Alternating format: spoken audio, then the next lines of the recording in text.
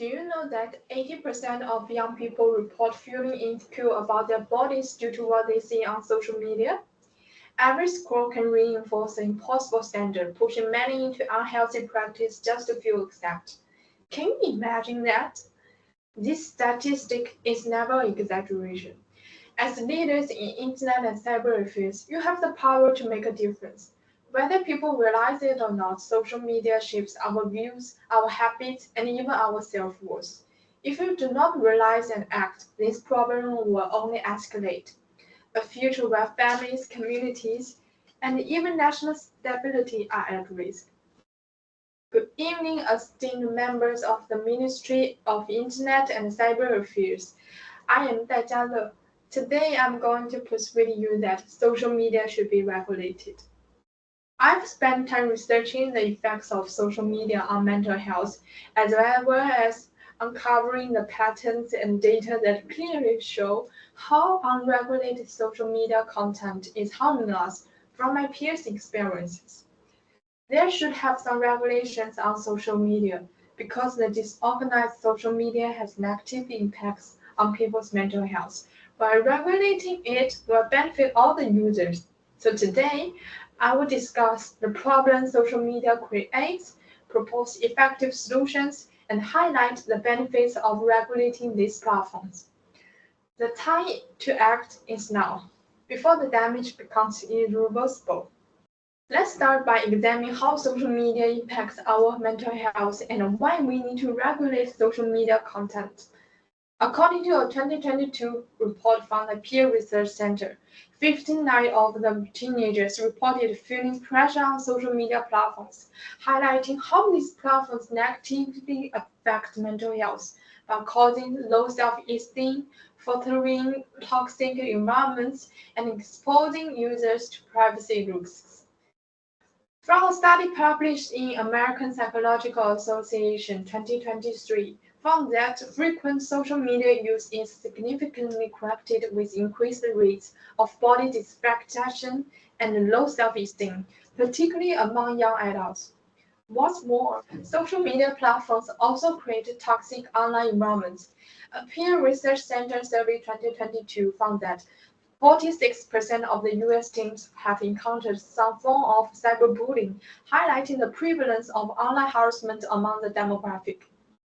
Privacy and data misuse are also major changes as well. And psychological analysis by Knowledge at Wharton 2020 highlighted that large social media companies often sell user data to third parties without clear consent, exposing users to potential risks. To tackle these issues effectively, the Ministry of Internet and Cyber Affairs must implement stricter content moderations, demand transparency, and promote digital literacy. To tackle these issues effectively, the Ministry of Internet and Cyber Affairs must implement stricter content moderation, demand transparency, and promote digital literacy. Let's discuss some solutions to regulate social media and make it a healthier place for everyone.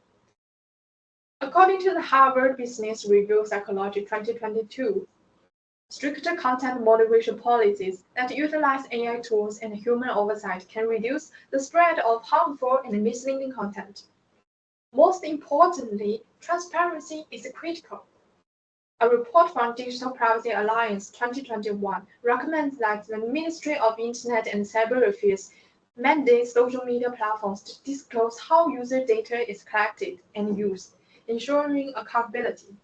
Promoting digital literacy is another vital step. A UNESCO Psychological Initiative 2023 highlights that teaching critical social media skills in schools can empower young adults to navigate social media responsibly. Now, you may be wondering what are the benefits of these solutions? While I was reading the article of pros and cons of regulating social media, I found that regulating social media will not only reduce harm, but also foster a positive online environment. So now there are three benefits you can refer to. The first key benefit of regulating social media platforms is the protection of users from harmful content, such as controversial speech and cyberbullying. By establishing clear rules and guidelines for acceptable content, platforms can create a safer online environment for users, particularly vulnerable groups such as children and minorities. Besides, regulating social media platforms can also help to ensure that user privacy and data protection are upheld. By enforcing strict data protection policies and practice, platforms can prevent unauthorized access to users' personal information, reducing the risk of identity theft, fraud, and other cybercrimes. Furthermore, increased transparency fosters a more respectful relationship between users and platforms. Users can no longer feel clueless about how their data is used or how the content is curated. This open approach builds a trust, making it more likely to engage actively and responsibly within these platforms. In conclusion, it's easy to see how beneficial social media can be if we add more regulations on it.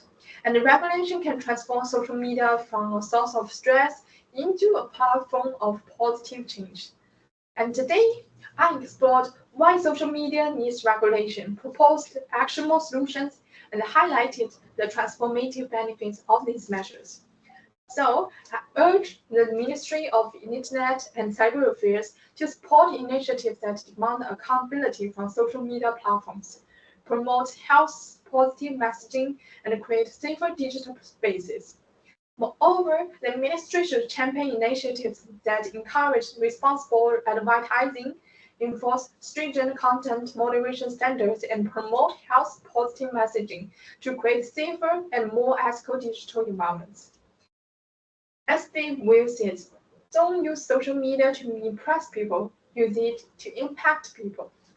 By regulating social media, we save the greater good, fostering safer and better digital space for all, and together, we can ensure social media becomes a tool for connection, not a source of harm. That's all from me. Thank you.